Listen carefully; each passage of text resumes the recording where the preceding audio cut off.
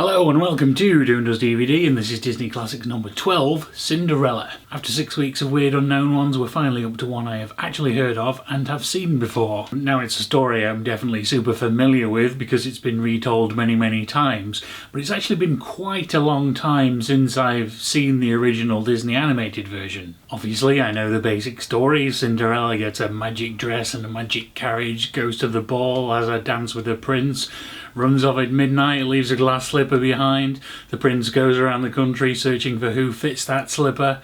But it occurs to me now that I'm thinking about it that that's not a lot of story to fit in an hour and 15 minutes. So I'm realising now that there's probably quite a lot of padding in this that I'm not remembering. Most of that padding I expect will be musical numbers, but I can't actually remember any songs that come from this particular film. Some of you are probably now thinking, but how could you forget such and such?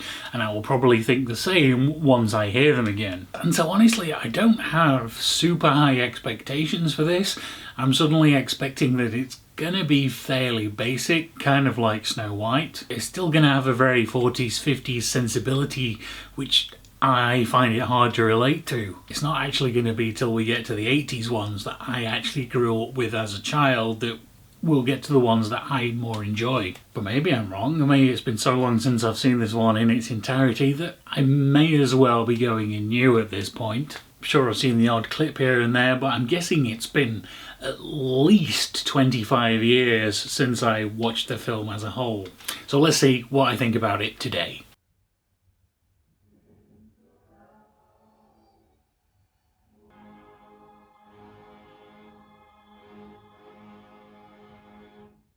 Well, after 6 weeks of my expectations being wrong, this time my expectations were pretty much correct. All the key bits of story that I could remember were basically the only bits of story there were to remember, and everything else is just kind of padding. For a film that's titled Cinderella, the majority of it involves some mice trying to avoid a cat, and then the same mice making a dress. The mice get way more screen time than Cinderella does. I didn't remember any of the songs because they're all kind of forgettable. There's also not very many of them. There's a quick one over the introduction, and then there's an opening one about dreams, and that one basically gets repeated over and over. There's Bibbidi Bobbidi Boo, which upon hearing it did sort of ring a bell, but that barely even counts as a song in my book. There's just not much to it musically. Snow White and the Prince have a little bit of a duet later on, and that's about it. None of it was particularly interesting. I mean, it wasn't awful, but it was just kind of mediocre. And then overall the pacing is just not very good. It starts off really slow,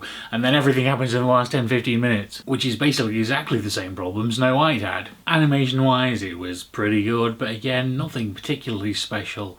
And one weird thing was that Cinderella and the prince seemed to be drawn way more realistically than everyone else in the film. All the side characters had a more cartoony caricature kind of look, whereas with Cinderella and the Prince there was just something a bit more human-like to them. I know in the early days of Disney they like to trace over live action footage of real humans sometimes, so I wonder if that's actually what happened, although I haven't checked. I probably should have done that. But it means when those two characters interact with the other style of characters, there's a bit of a weird disconnect going on. Although to be fair, the prince doesn't actually do a lot of that interacting, because aside from his little dance and duet with Cinderella, I was surprised to see how little he's even in the film, and doesn't even have a single line of spoken dialogue, just that one duet. Everything else about the prince's story is just told by the king and the duke. And so while it's nice to be back to full feature-length stories, this one's a bit of a weird mix of different animation styles and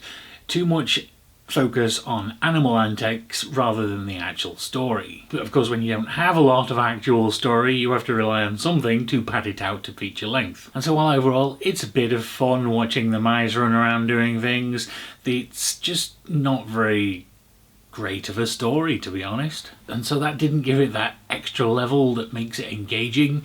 It's just a bit of a fun distraction. While definitely an improvement over some of the things the package era had to offer, we're not we've not had that much of an improvement yet. And so for me at least, there are good points and there are bad points, and they weigh against each other, leading to a very middle of the road experience. What are your thoughts? Agree? Disagree? I imagine more of you have actually seen this one, so tell me about your experience in the comments down below. Thank you very much for watching, and I will see you again next week with Alice in Wonderland.